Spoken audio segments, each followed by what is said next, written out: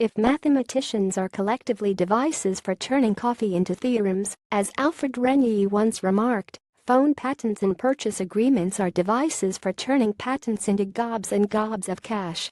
Devices and technologies are so intertwined, it's not unusual to see companies that compete in the same market and for the same customers buying and licensing technology from one another. It's well known Samsung and Apple collectively extract virtually all of the profit from the phone market for themselves, and Apple gets the lion's share of the profits, despite shipping far fewer devices per year than Samsung does.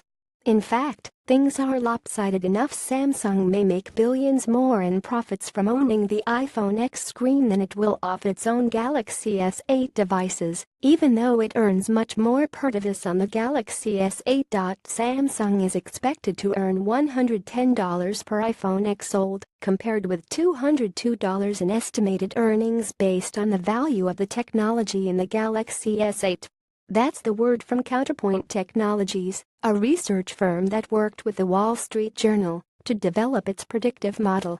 The company estimates Apple will sell 130 million iPhone X through the next 20 months, compared with 50 million in cumulative Galaxy S8 sales. The OLED panel in the iPhone X itself has been estimated to run Apple as much as $120 per phone, compared with $45 to $55 per equivalent screen. Phones account for 2/3 of Apple's yearly revenue, and the iPhone X is supposed to be a major boost to that bottom line. There are, however, a few caveats to these estimates.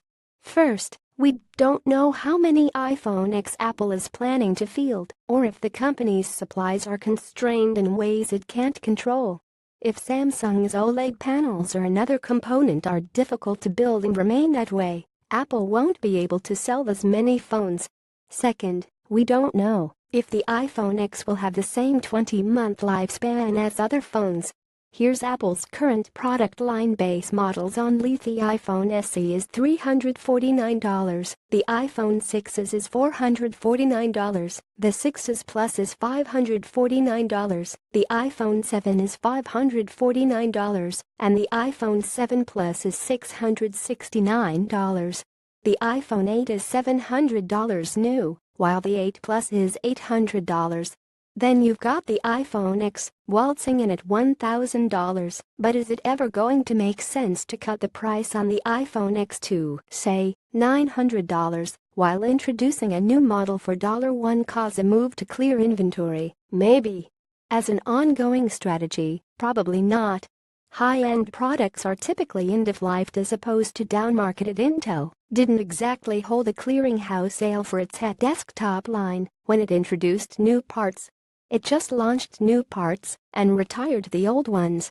In this case, Apple is actually raising the prices on its iPhone 8 line. The iPhone 6 and 6 Plus debuted at $649 and $749 respectively, while the iPhone 8 is now $699 to $799.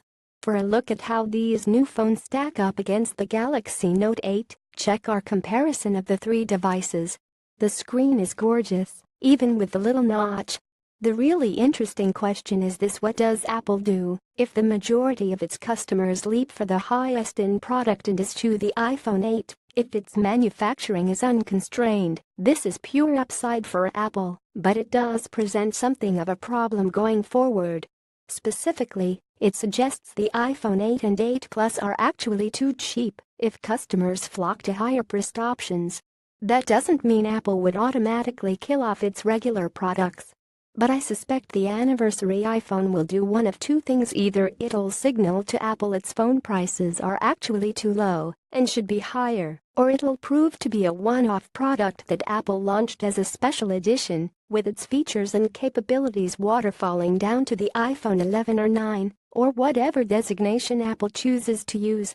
Even the collaboration between Samsung and Apple has precedent. As far back as 2013, we knew Microsoft made far more money from its own patent licensing agreements with Google than it did on Windows Phone.